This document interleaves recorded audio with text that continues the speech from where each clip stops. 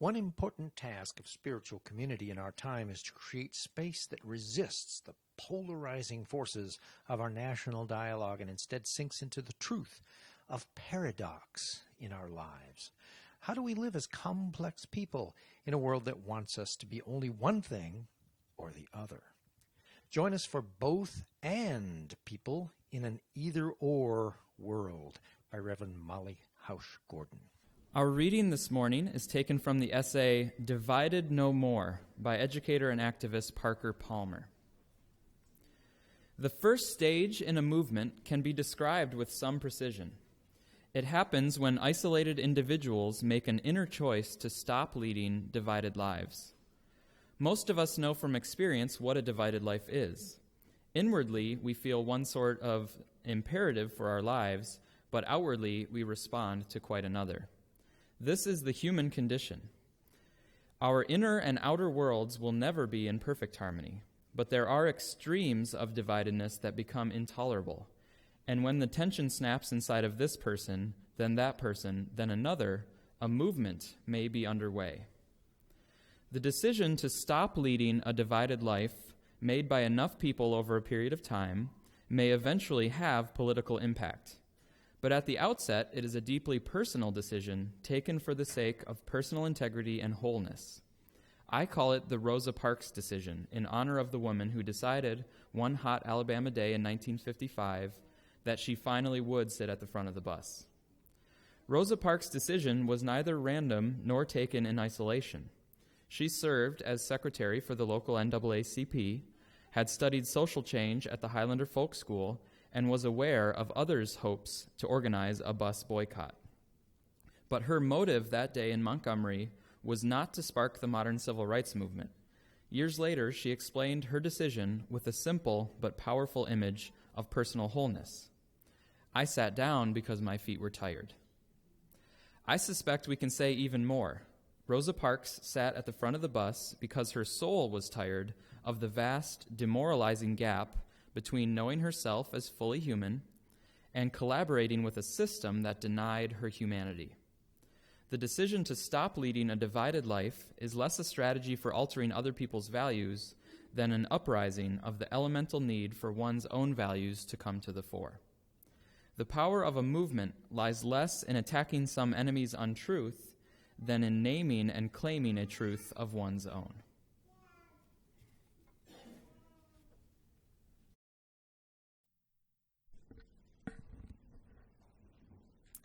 Happy National Coming Out Day. Yay! Since 1988, when it was created by Robert Eichberg, National Coming Out Day has been marked every year on October 11th as a day to celebrate LGBTQ identities and to raise awareness of the civil rights struggles that LGBTQ individuals still face. And yes, even in this year of marriage equality, there are still plenty of struggles. LGBTQ teens continue to experience high rates of homelessness. Our transgender communities, especially trans individuals of color, continue to be at risk of experiencing extreme violence. And our entire LGBTQ community can still be fired for being who they are in the state of Missouri, though not in the municipality of Columbia, because of our legislature's continual failure to pass non-discrimination legislation. So Coming Out Day is a day of celebration and a day of continuing struggle. On this day, we celebrate all who come out as gloriously themselves, of every gender identity and sexual orientation. And on this day, we commit ourselves to sharing the struggle of making this world one where every individual may flourish in the fullness of who they are. Did you notice that I said every gender identity and sexual orientation, not both? Just the other day, I was listening to students on the MU College radio station listing current language about gender and sexual identity, and they named at least 15 new terms that aren't part of the common LGBTQ acronym. But we'll pause here to make sure we're all on the same page. Does somebody want to tell me and tell the crowd, remind the crowd what LGBTQ stands for, all the letters? Anybody? Yes? Yes, lesbian, gay, bisexual, trans, and queer. Lesbian, most usually meaning women who are people identifying as women who are attracted to people who identify as women. Gay being people who are identified as male, being attracted to people who identify as male. Bisexual being male or female, attracted to male or female. Trans being a larger umbrella term of those whose gender identities don't match their biological sex or the sex assigned to them at birth. Queer being a larger umbrella term used often to describe anyone who doesn't fit in the norms of sexual and gender identity. So, also to remind you, sexual identity refers to who a person is attracted to, and it's separate from gender identity, which refers to the way a person identifies as male, female, neither, both, or something else. And then gender identity is also separate from gender expression, which refers to the way a person chooses to manifest masculinity, femininity, both or neither, in their appearance, behavior, and more. So, for example, Morris Micklewhite, from our story this morning, may or may not grow up to identify as transgender or some other gender identity, but it is also entirely possible for him to hold a gender identity as male and still enjoy gender expression of feminine traits or qualities. Indeed, each of us probably has a particular interpretation of our own gender expression, no matter what our identity may be, impacted by societal norms and the categories that form us and our world. So here are some of the additional terms our MU students described on the radio. Polysexual means sexual attraction to people of more than one gender. Pansexual means sexual attraction to people of every gender. Asexual means no experience of sexual attraction. Genderqueer refers to anyone who identifies outside the binary of male or female. Bigender refers to someone who identifies as both male and female. Gender fluid is someone whose gender identity and expression is not set and will shift over time and according to circumstance. And there are many more. Indeed, this year, Facebook added 51 options for people to choose from to describe their gender in their profile, and this is important. You can do it by going to your basic information in About Me and choosing a custom option where it says gender, and then there's a drop-down menu with all those options. So I went last night to try it and changed mine to cisgender female. Cisgender is the term for someone who identifies with the gender commonly associated with their biological sex or assigned to them at birth. So now that even Facebook is bought in, it would seem that the days of defining sexual identity and gender identity as binary, one thing or another, those days are gone. Today, there are more options than ever when it comes to coming out. And I want to say today that that is a good thing for all of us, no matter our identity. Because today, more than ever, coming out means breaking down boxes and shattering the limits of categories. And that is something we could all use more of in every aspect of our lives. We live in a society where either or thinking polarizes us further apart from each other and divides us from our own selves. And the kind of both and thinking we learn from those breaking out of the boxes of sexual and gender binary, that kind of both and thinking is exactly what we need to build beloved community. Because beloved community recognizes the depth and complexity of human experience. a depth and complexity that does not fit neatly into boxes or binary categories, a depth and complexity that emerges when we each feel free to live undivided. But if the beloved community we strive for requires a depth and complexity large enough to hold all our differences in beautiful connection, we can see that the world we live in defaults to a shallower simplicity. We can see that we live in an either-or society, a society of binaries that seem to be getting ever more polarized in many different ways. The binaries in our politics. Either you're with us or you're against us, no compromise. Either you're a bleeding heart liberal or a stingy conservative, nothing in between. We see it in our national dialogues around difficult issues like gun regulation. People who say either we get to carry our assault rifles or you're taking away our guns, with no nuance in the middle. We see this either-or thinking in our coded racist language, when the media deems young black men as either a good kid or more often a thug, denying the fullness of their humanity and their experience. And we see it sometimes in our own churches when asked to sort ourselves into categories. Categories like theist, atheist. Categories that fail to acknowledge the large space between and the overlapping practices of both. And we certainly see this either-or thinking in our greater society every time we other someone into a caricature of what we perceive them to be. This weekend in the United States, according to the Southern Poverty Law Center, there were more than 24 anti-Muslim demonstrations in cities all across the country, fueled by fear and xenophobia and a real crisis in Muslim countries across the Middle East. These anti-Muslim sentiments seem to be on the rise in our country on the far left and the far right alike. And the tenor of these protests this weekend and previously seem largely to be a failure of empathy and a reinforcing of false binaries.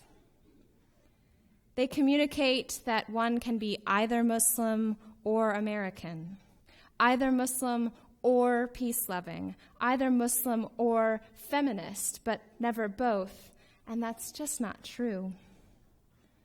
The either-or perspective exacerbates an us against them, a mentality that robs us of connection and primes us for conflict. Because either-or thinking almost always leads into solidifying our bias as we accept the binary and identify strongly with one side or the other, never imagining that we could simply opt out altogether for a third or fourth or more way. The difficulty is, as human creatures, our brains do seem to be hardwired to think in categories. Neuroscience has discovered that anything that comes into our brains is immediately funneled in two directions: to the cerebral cortex, which engages in rational thought, and the amygdala, which produces emotional response. The cortex is capable of complex processes, like bringing many experiences and connections to hand to integrate together. But the cortex, in comparison to the amygdala, is slow. The amygdala makes instantaneous, but binary assessments of the information at hand. So upon seeing another person approach us, the amygdala will immediately categorize big or small, male or female, us or them, good or bad, and most importantly, threat or not a threat. In their article, Transcending Polarization Beyond Binary Thinking, neuropsychiatrists Jack Denfield Wood and Gianpiero Petriglieri write, "The quick and dirty emotional assessments we are hardwired to make by genetic design might be binary and reductive, but they also make the world predictable and allow for instantaneous life-saving action. Evolution has selected and conserved the neural machinery that supports instinctive good or bad binary thinking, largely because of its survival value.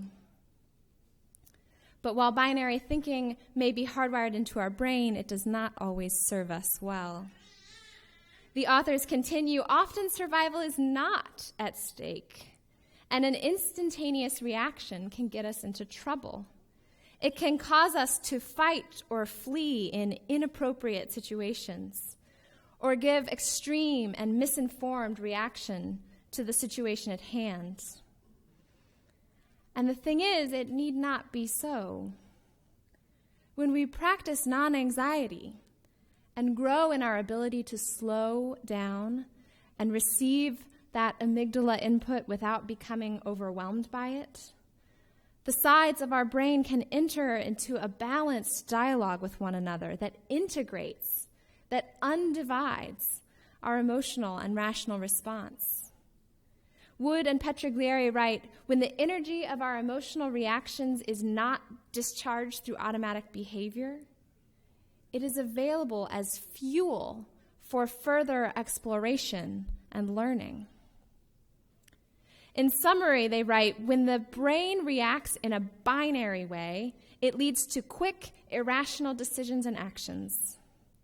But when a dialogue is engaged between the emotional and rational parts of the brain, the tension of opposites, the both and, stimulates a more sophisticated exploration of the environment and furthers subsequent individual development. In other words, while categorical binary thinking may be instinctual and natural to us, more integrated complex thought is also natural to us. And if we will develop the pathways that bridge our divided mind together, we will find the balance of both. This, I think, is one role of our spiritual communities, calling us to our more integrated, less divided selves when it comes to categories of our society and our very brains. Spiritual communities provide us with real tools, with practices of meditation, prayer, relationship, and reflection that we know help bridge the gap neurologically as well as person to person. And then this is also the role of spiritual communities because it is countercultural work.